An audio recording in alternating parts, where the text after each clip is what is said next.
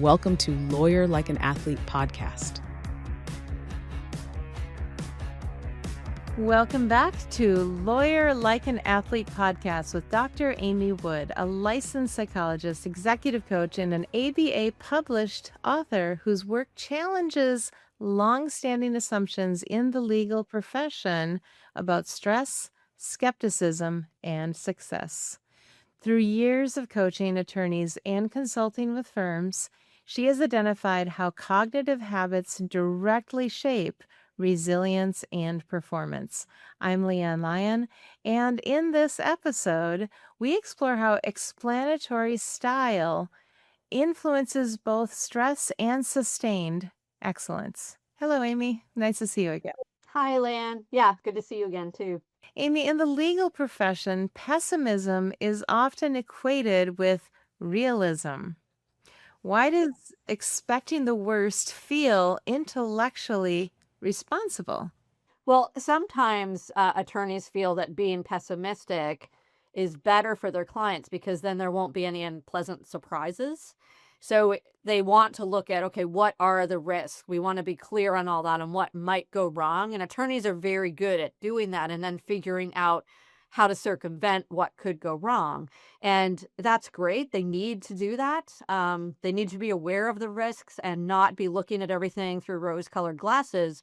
But sometimes attorneys can be so stuck in that risk way of thinking about things that they can look at things negatively where it's actually detrimental to them, especially when it comes to themselves and their own performance. So, yeah, there's a difference between analyzing risk in a case and analyzing yourself through the same lens. So, what happens when that critical orientation turns, instead of outward, actually turns inward? Let's begin by saying it's really normal for human beings to have negative thoughts. If we go back to the beginning of time when we were living in caves, we had to have critical thinking. We had to have negativity enter our brains to keep us alive. Think of the way we were living. If we're living in caves, there are wild animals around ready to eat us.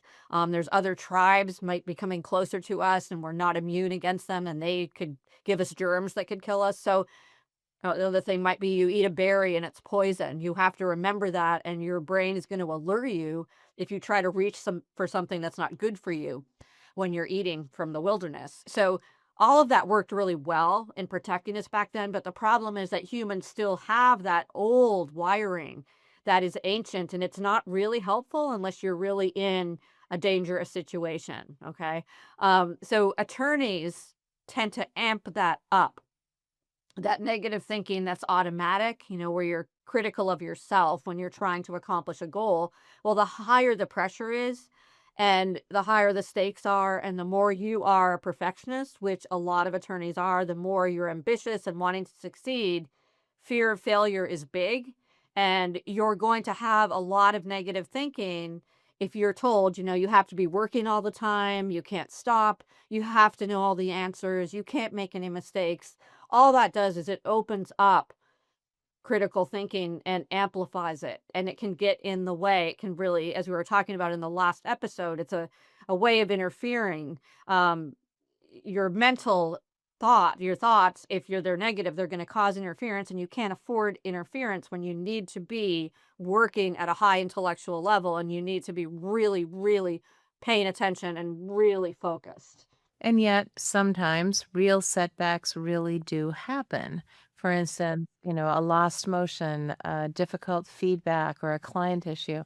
So, how does the way somebody explains those events shape what happens next? Well, just like in the world of professional sports, of course, it's not always about winning. We get excited watching our team win or watching our favorite athlete win a race, but there are also a lot of failures. And Muhammad Ali one time said that he doesn't worry about failing when he loses. He just looks at it like it's just one part of a bigger picture. Okay, so it's just one boxing match that he lost. It's not all boxing matches. One thing that athletes do when they're not paying attention to their thinking is something that all human beings do when we're under stress. We go to extremes, and I see this happen a lot with attorneys. So what I mean by that is let me give you just an everyday example. So you go to the doctor on a Friday afternoon because you've been having some weird symptoms, and the doctor says to you, I want to run some tests. I'll get back in touch with you sometime next week. I have a few concerns, but just go enjoy your weekend. Well, what's going to happen because you don't have any information and you're scared, you're going to go all weekend between, oh my gosh, I'm dying. It's all over for me. The test is going to say that there's no hope. Or you're going to try to appease yourself by going to the other extreme. And you don't have any information for that either, but you might go to, I'm sure I'm fine. There's nothing wrong with me. When maybe it's somewhere in the middle. Okay, so we tend to go to extremes when we're under stress because the brain likes certainty. Whether it's that negative certainty or the positive certainty, it's better than ambiguity.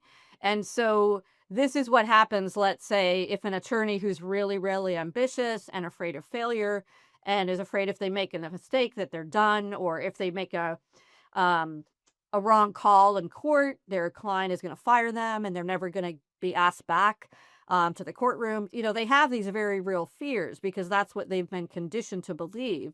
So they might, if they make a mistake, if they have a bad day in court, if they file something improperly, if they don't get a certain amount of work done by a certain time, they might have that extreme reaction with their thinking, like, I'm done. This is over for me. I can't cut it as an attorney. And that ups their stress level. They need to have a little bit of that Muhammad Ali perspective. You know what? It's just one day in court. It's not my whole career.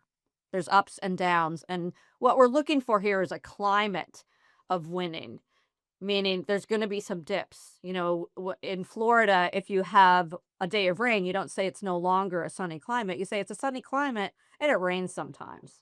For sure. And yet, optimism can sound naive in high stakes environments as well. So, how do you distinguish between blind positivity and strategic optimism?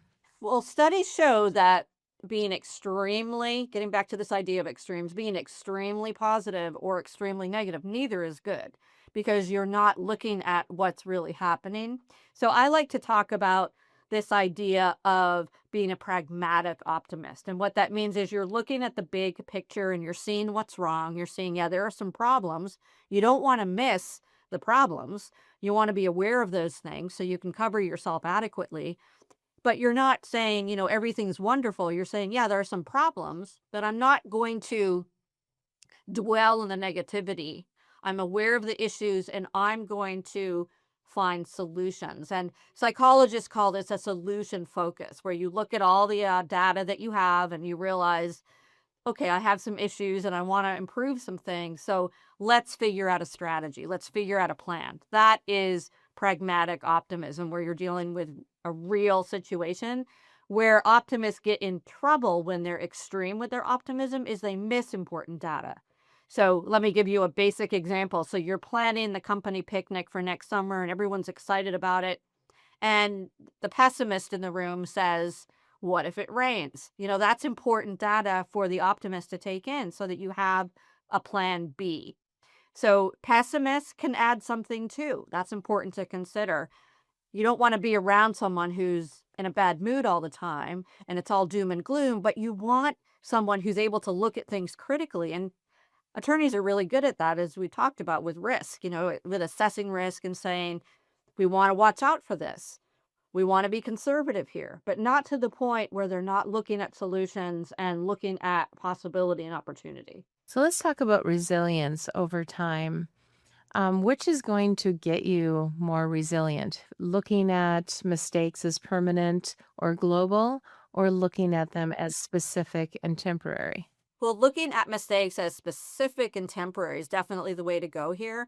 And to also look at mistakes as not a sign of failure, but feedback, important feedback that helps you to continue to grow and to learn and become better. And this is what athletes do. They look at their mistakes as highly constructive, very instructive data that helps them incrementally to improve their performance. You want to know what might go wrong.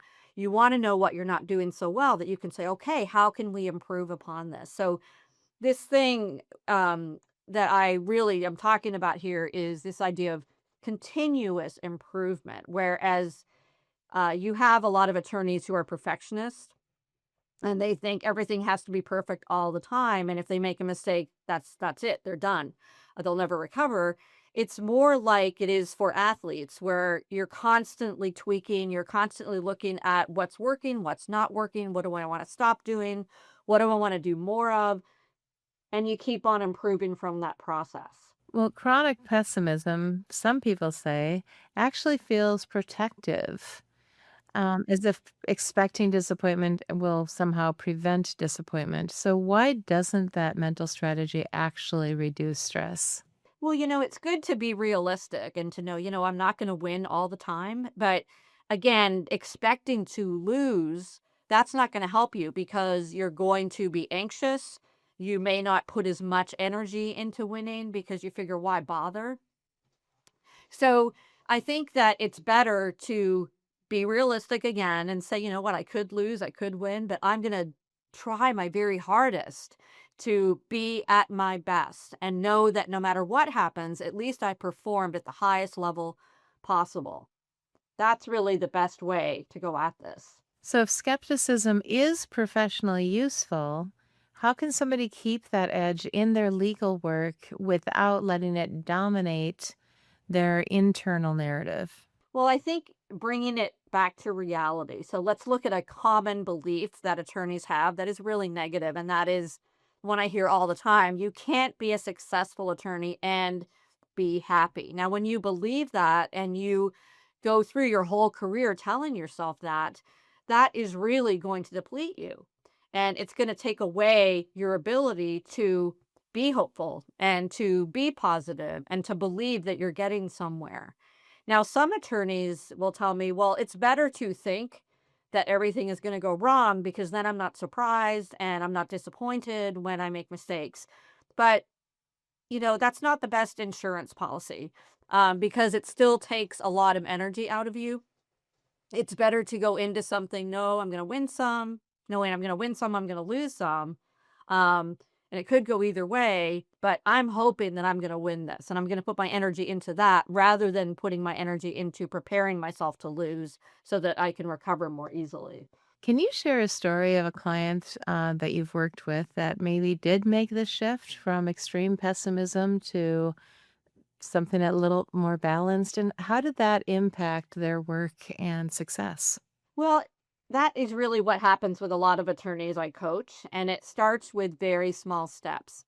The first step is getting rid of the idea that keeps people stuck, and that idea is with attorneys, I've got to make this big leap. I've suddenly got to become, after they hear my philosophy about taking care of yourself, they have this idea, well, I have to become that overnight. And how am I going to do that? That is just too daunting. I don't have time for that. I don't have time for a social life. I don't have time to have interests outside of work. I don't even have time to eat my lunch. And you're expecting that I'm going to do everything in your book. And I have to pull them back, ask them and rein them in, ask them to start small with one little step. And so they may have this belief that's deeply ingrained that they can't possibly be successful financially as an attorney and also be happy. And first, I tell them it takes time to change that belief. It's not going to happen overnight. It's going to happen from you taking little risks. Speaking of risks, so that risk might be, I'm going to take 5 minutes away to take a break. I've never done that before because I've thought there's no time for breaks, but I'm just going to take 5 minutes and go walk outside and breathe fresh air and see how that goes. And then what happens after they've, let's say, done that a few times a week between the first session and the next time we meet, they'll say, you know what? I have a little hope right now because I was able to do that. And I found that when I went outside for just 5 minutes, it didn't change my whole life, but I felt a little more hopeful when I went back to work. I actually felt my head was a little bit clearer.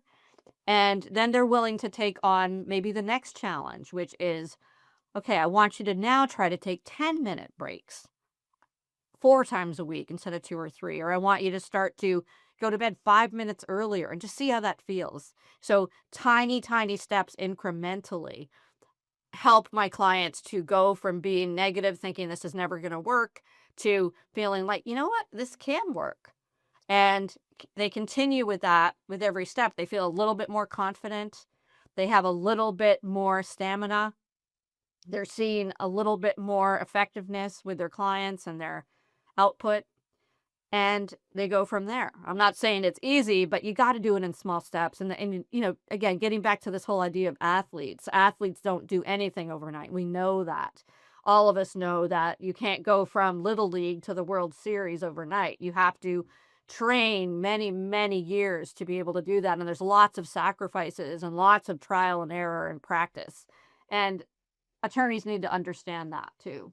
Do you have a favorite success story? Sure. Well, I have a lot of them, but my favorite one right now, I have a client who just got offered a job at a firm that she's been really wanting to work for, and she just never thought it would be possible. She's going to be doing international work, and this firm offered her, I think it was like 2 or 3 times her current salary. And when we first started to work together, it was probably about 6 years ago, and she was working for a really toxic firm, and she did not believe that she could ever be a happy attorney. It was all drudgery for her, and she didn't even believe she could get another job. She was working 60, 70 hours a week. She had no time for anything outside of work, was always exhausted, and we started just like what I just described. She didn't believe in anything I was talking about, but she was willing to meet with me a few times and give it a shot because she was at the end of her rope, feeling exhausted and having no hope about her career or her life in general. And she started to make improvements. And that added up to her moving from that toxic firm to a better firm. She was at the better firm for a while. And then she started looking into another step, thinking, I'm not going to be able to do this, but I'll start going on some informational interviews. And what just happened recently, she's amazed because she's not only now making more than twice her previous salary, but they've agreed that she can work a balanced schedule. She's been very clear with this law firm that she wants to take care of herself first because she's learned that that makes her a better attorney. And they say they're willing to work with her on that. And that's all come from her saying, you know what? I don't believe that this can work, but I'm going to give it a shot. I'm going to try. And now she's much more optimistic, pragmatically optimistic. Exactly. Well, that is a fabulous way to end this episode. But one more question. How do people find your book? 2 ways. One, just going to the American Bar Association directly at aba.com, or people can also go to amazon.com and just plug in Lawyer Like an Athlete. Perfect. Well, that wraps up today's episode of Lawyer Like an Athlete podcast. If this conversation made you reconsider what you call realism, you can learn more about Lawyer Like an Athlete coaching with Dr. Amy Wood and her book, Lawyer Like an Athlete, at amywoodpsyd.com. If you know somebody who prides themselves on being the most skeptical person in the room, share this episode with them. And remember to like, subscribe, and leave a review so more attorneys can rethink how they condition their mindset for sustained performance. Thank you, Amy. Thanks, Leanne. Thanks for watching. Be sure to hit that like and subscribe button and leave us a review in the comments.